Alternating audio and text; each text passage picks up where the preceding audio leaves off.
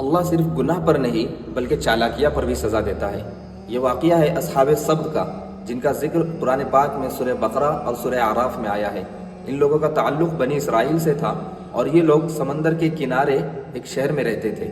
ان لوگوں کو اللہ تبارک و تعالیٰ نے سنیچر کے دن امتحان میں ڈالا تھا۔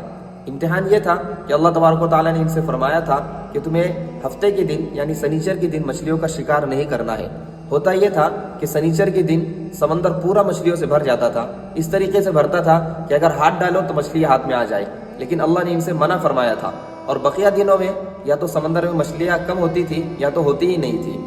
لیکن ان لوگوں میں سے کچھ لوگوں نے صبر کیا اور کچھ لوگوں نے چالاکیاں کی۔ ابھی شہر کے لوگ 3 گروپوں میں تقسیم ہو گئے۔ پہلا گروپ وہ تھا جنہوں نے ایک ٹرک سوچی۔ انہوں نے مشورہ کیا کہ ہم جمعہ کے دن سمندر میں جال لگائیں گے اور اتوار کے دن اسے نکال لیں گے، تو اس طریقے سے ہم نے سنیچر کو کچھ بھی نہیں کیا، تو گویا کہ ہم نے رول بھی فالو کیا اور ہمیں مچھلیاں بھی مل گئی۔ اور دوسرا گروپ وہ تھا جنہوں نے پوری طریقے سے اللہ کے حکم کی تابع داری کی اور انہوں نے پہلے گروپ والوں کو غلط کام کرنے سے روکا بھی کہ ایسا مت کرو، یہ اللہ کا حکم ہے۔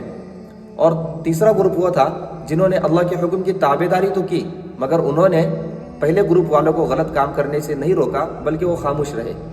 پھر رات میں ان پر اللہ کا عذاب آیا۔ جو جوان تھے وہ بندر بنا دیے گئے اور جو بوڑھے تھے وہ سور بنا دیے گئے۔ پھر جب صبح ہوئی تو لوگوں نے دیکھا کہ پوری بستی بندر اور سوروں سے بھری ہوئی ہے۔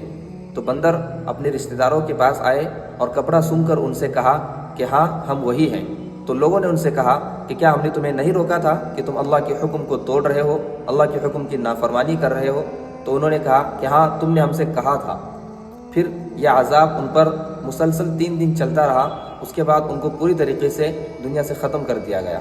اللہ تعالیٰ نے قرآن پاک میں سورہ بقرہ آیت نمبر 65 میں فرمایا وَلَقَدْ عَلِمْتُمُ الَّذِينَ اعْتَدَوْا مِنكُمْ فِي السَّبْتِ، اور یقیناً تم ان لوگوں کو جانتے ہو جو تم میں سے ہفتے کے معاملے میں حد سے آگے بڑھ گئے تھے۔ فَقُلْنَا لَهُمْ كُونُوا قِرَدَةً خَاسِئِينَ، تو ہم نے ان سے کہا کہ تم ذلیل بندر بن جاؤ۔ اسی طریقے سے سورہ اعراف آیت نمبر 166 میں اللہ نے فرمایا فَلَمَّا عَتَوْا عَمَّا نُهُوا عَنْهُ، اور جب وہ لوگ اس چیز میں سرکشی کرنے لگے جس چیز سے انہیں روکا گیا تھا فَقُلْنَا لَهُمْ كُونُوا قِرَدَةً خَاسِئِينَ، تو ہم نے ان سے کہا کہ تم ذلیل بندر بن جاؤ۔ میرے دوستو، اللہ کے حکم میں چالاکیاں نہیں چلتی ہے، اس لیے اللہ کے حکم کو دل سے بھی فالو کرے اور بظاہر بھی فالو کرے۔ اگر آپ کو یہ سٹوری انٹرسٹنگ لگی ہو تو اس پیج کو فالو کر کے اس ویڈیو کو اپنے دوستوں کے ساتھ بھی شیئر کریں۔